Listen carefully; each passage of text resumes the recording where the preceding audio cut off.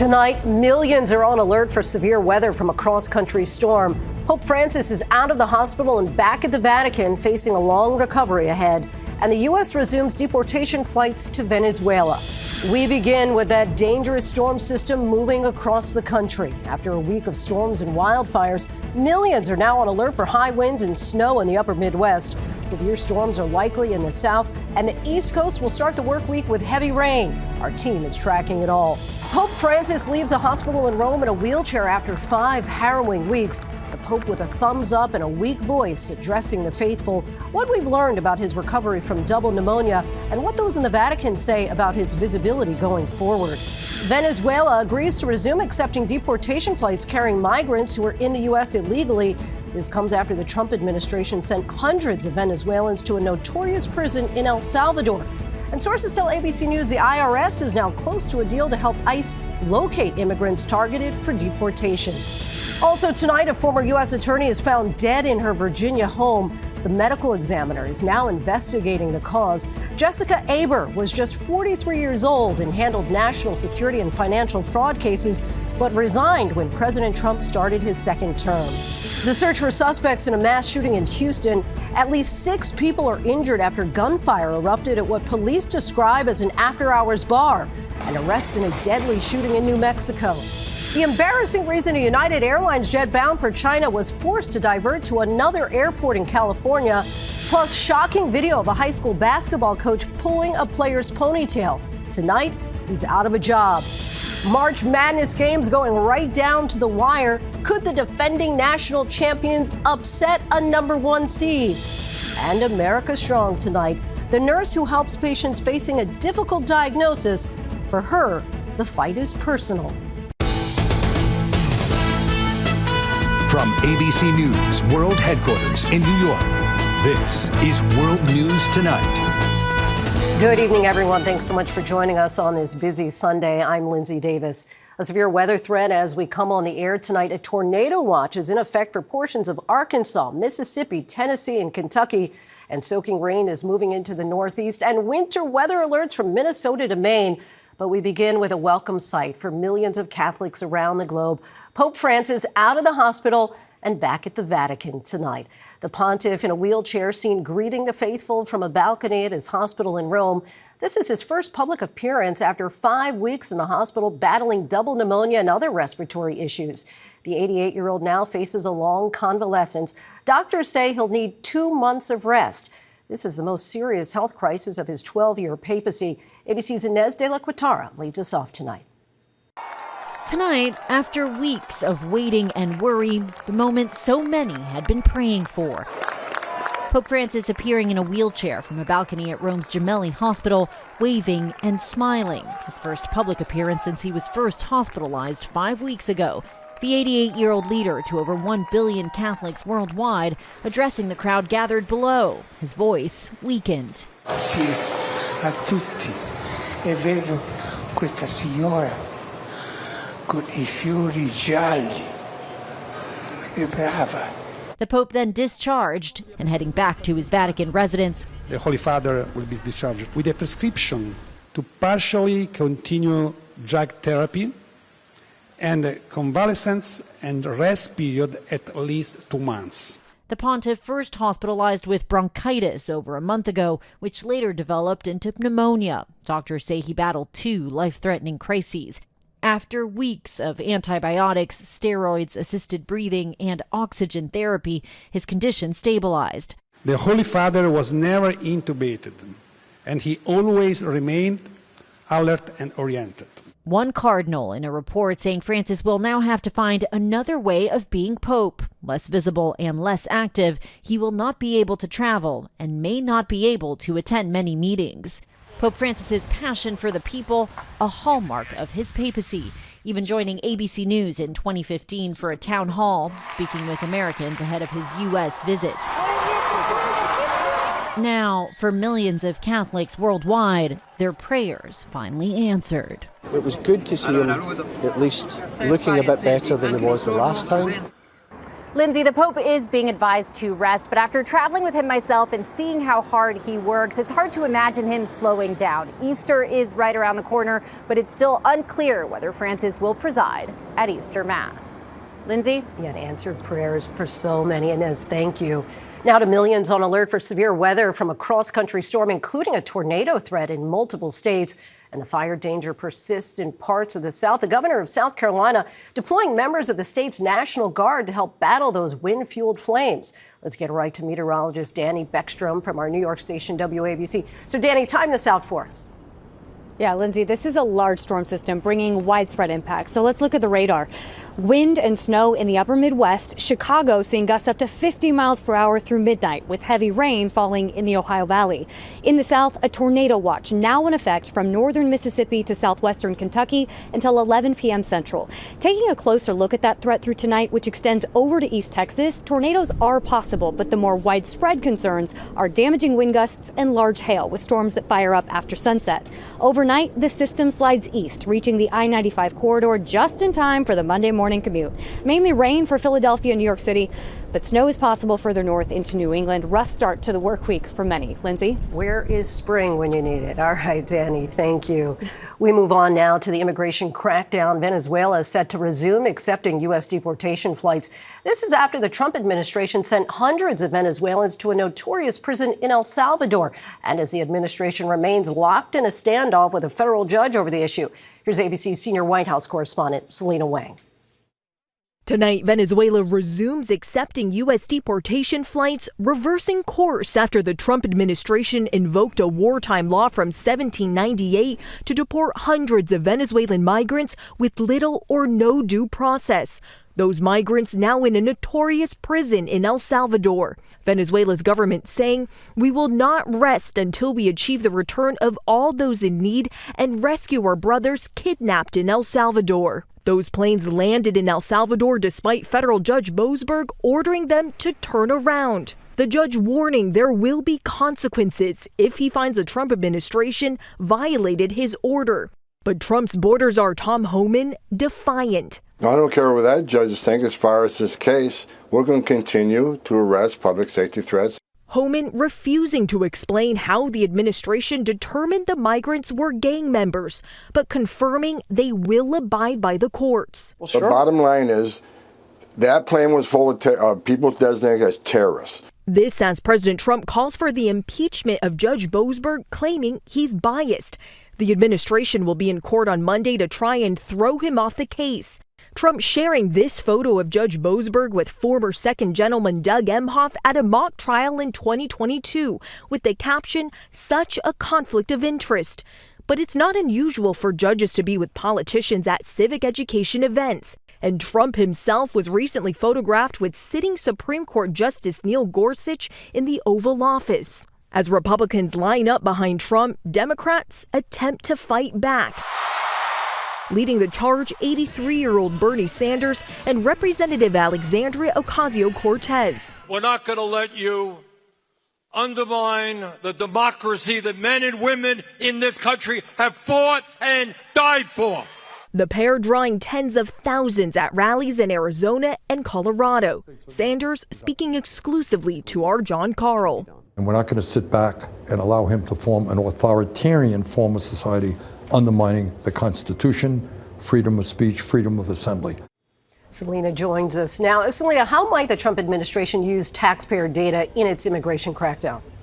Well, Lindsay, sources tell us that the IRS is getting close to reaching an agreement with Immigration and Customs Enforcement to share data. So this would allow immigration officials to use sensitive taxpayer data to confirm the names and addresses of suspected undocumented immigrants. Lindsay? All right, Selina for us from the White House. Thanks so much. Now to the investigation into the death of a former federal prosecutor in Virginia. Police responded to reports of an unresponsive woman and found 43-year-old Jessica Aber at a home in Alexandria, Virginia. She served as U.S. attorney for most of the Biden administration and then resigned the day President Trump took office. More now from ABC's Alex Presha. Tonight, an investigation into the tragic and unexpected death of a former U.S. attorney in Virginia. Any additional units to assist fire for the cardiac arrest. Female found in bed, unresponsive, not breathing. 43-year-old Jessica Aber was found unresponsive inside her home by Alexandria police Saturday morning. Sources tell ABC News so far there's no indication of foul play and that the death appears to have been from natural causes.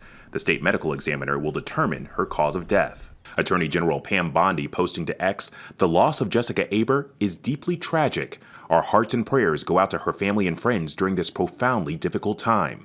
Aber was appointed by former President Biden as the top prosecutor in the Eastern District of Virginia in 2021. She and her staff of roughly 300 prosecuted a number of high-profile cases, including cyber and drug cases. She also prosecuted war crimes in Ukraine. We at the Eastern District of Virginia are proud to stand with the Criminal Division as part of the Department of Justice's efforts to hold perpetrators of war crimes violations accountable. Aber resigned January 20th of this year when President Trump took office. Her successor at the Eastern District called her a mentor and a proud Virginian since high school, saying that she loved the Eastern District and the Eastern District loved her back. Lindsay? Our thoughts are certainly with her family tonight. Alex, thank you. Next, the urgent search for two suspects in a mass shooting at what police called an after-hour sports bar in Houston. This surveillance video shows people running from the gunfire. 6 men were injured, and at least 4 of them are in critical condition. The new details coming in tonight, and the new developments in that deadly shooting at an unsanctioned car rally in New Mexico. Here's ABC's Melissa Adon. Tonight, a manhunt underway in Houston after 6 people were wounded, 4 critically, in a shooting at this sports bar, which officials say was operating illegally after hours. Nightclub callers advising individuals firing into the location. Police responding to reports of shots fired around 3 a.m. Surveillance video showing people frantically fleeing the scene. Officials believe an argument between 2 people escalated into gunfire. One man seen pointing a weapon towards the entrance of the club. I got a male shot on the neck and another one shot on the arm. Authorities releasing images of 2 men they believe are suspects seen driving a black Toyota Corolla at the scene. Police say the club should not have been open, saying it was serving alcohol past 2 a.m. without a permit. Establishments like this that harbor within our city contribute to crime, that harbors the DWIs and the assaults. And this is exactly what we saw here tonight. It comes as 4 suspects have now been arrested in a separate mass shooting in Las Cruces, New Mexico Friday night that left 3 dead and 15 wounded at an unsanctioned car rally. Authorities charging 20-year-old Tomas Rivas, 2 17-year-old juveniles, and a 15-year-old with 3 counts of murder each. Shaquan Hextall says he was at that car show when the gunfire erupted. Can you describe the moment that things went wrong? I heard the pops start going off, and I'm thinking that's someone's car, like their exhaust backfiring. So once the gunfire stopped, I'm looking around and I see the bodies on the ground. Lindsay, Houston and Las Cruces police are still investigating and also looking into any active leads. This as they ask for the public's help in asking them to send any photos or videos from either of those shootings. Lindsay? Melissa, thank you. Overseas now to a grim milestone in Gaza. More than 50,000 Palestinians have died since the start of the war. The stunning video captured a strike on a building in Gaza City, people fleeing for safety. Meanwhile, Israeli Prime Minister Benjamin Netanyahu says he spoke with U.S. Secretary Marco Rubio. Here's ABC's Matt Rivers in Tel Aviv tonight. As the IDF expands its attacks in Gaza, and any talks of a renewed ceasefire between Israel and Hamas have stalled, tonight health officials say the death toll in Gaza now topping 50,000 since the war began. Nearly 700 people killed since Tuesday alone, says the Gaza Health Ministry. Hundreds more injured and aid still not getting in. The threat of a hunger crisis still growing. And like so many times before, thousands of Palestinians on the move once again. The IDF putting out multiple new evacuation orders, moving civilians, they say, in order to target pockets of Hamas fighters. Neighborhoods once again turned into battlefields. The IDF saying they'll continue to seize more areas in Gaza until Hamas releases the remaining several dozen hostages. And tonight, the IDF targeting Nasser Hospital, one of Gaza's largest still operational, saying a Hamas leader was operating from inside. One dead, many wounded in the attacks. And Gaza's most vulnerable, its roughly 1 million children, continue to suffer. UNICEF says at least 180 have been killed since Tuesday alone. A brutal return to war after 8 weeks of ceasefire peace. And Lindsay, tonight the Trump administration firmly standing behind Israel, saying it had every right to restart this war after Hamas refused to keep negotiating. Hamas, of course, accuses Israel of breaking the ceasefire, but no matter which side you're on, the horrors in Gaza continue. Lindsay? Matt Rivers reporting from Tel Aviv tonight. Thank you, Matt. We'll take a turn now to those thrilling finishes and nail-biters in the NCAA tournament. Let's bring in ABC's Ike Ajaji, who's been watching all the game action today in men's and women's college basketball. So, Ike, who's out and who gets to live to see another day?